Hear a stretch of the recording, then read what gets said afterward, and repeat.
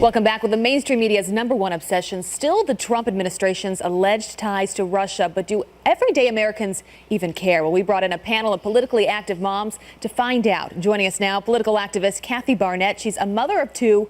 Then Hope Houston. She is a mother of 6. A conservative radio host, Carla DeSetti, a mother of 3. National security analyst, Dr. Rebecca Grant. Liberal commentator, Dr. Wendy Osefo. And Elsa Abruzzo, a mother of 4. Some incredibly impressive women with us this morning. I'm in good company. Good to have you guys here. Thank you. All right, Kathy, we'll start with you and we'll go around like this. Okay. You say you're done with hearing about Russia. How do you feel about things? Yeah, you know, at this particular moment, Democrats and mainstream media is beginning to sound a whole lot like the little boy who cried wolf. And what I'm afraid of at this point is that if something big does come into the limelight implicating President Trump, I, for one, would be very hesitant to believe anything mainstream media has to say. Their reputation has been tarnished in that it would be very difficult to believe that they are objective, trustworthy, or accurate in their reporting. I hear that from a lot of people when I'm traveling the country talking to everyday Americans. Carla, you're a mother of 3 girls. You're obviously thinking about them and their future. How are you feeling? So I agree with Kathy. I think that we have been listening to this mantra that there is some kind of Russian collusion happening since November. It's been 7 months that we've been hearing the same exact information, and there is no evidence that is coming up that anything is going on in Russia. I think it's really interesting, and this is something that we talk about in our home with the kids, that we didn't hear 7 months of 4,000 lost emails from Hillary. We didn't hear 7 months of what happened in Benghazi with Hillary.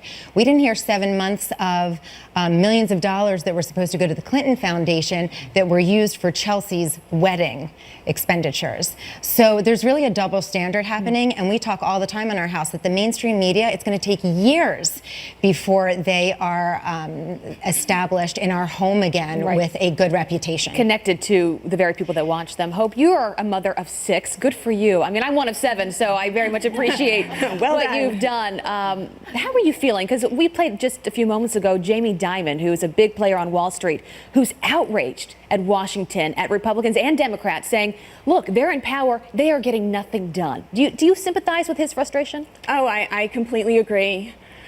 We are such a great nation, and we have such great capabilities for being exceptional.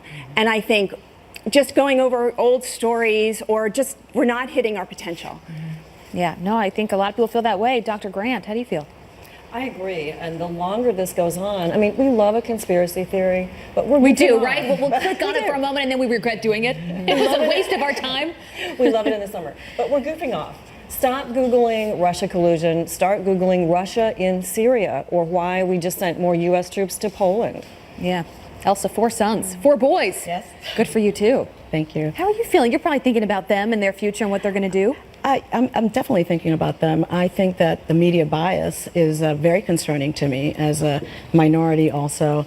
I think that media can sometimes influence, impressionable young minds like my 4 sons. So what would you like to hear? What do you think they should be getting from the media? I think that they should be covering all stories equally. I think that there's a lot of important news today. Earlier this morning, there was coverage regarding education and reform for sexual assault on campuses that Betsy DeVos is looking at. So there's a lot of other stories that need to be covered that are important to Americans and that are important to families.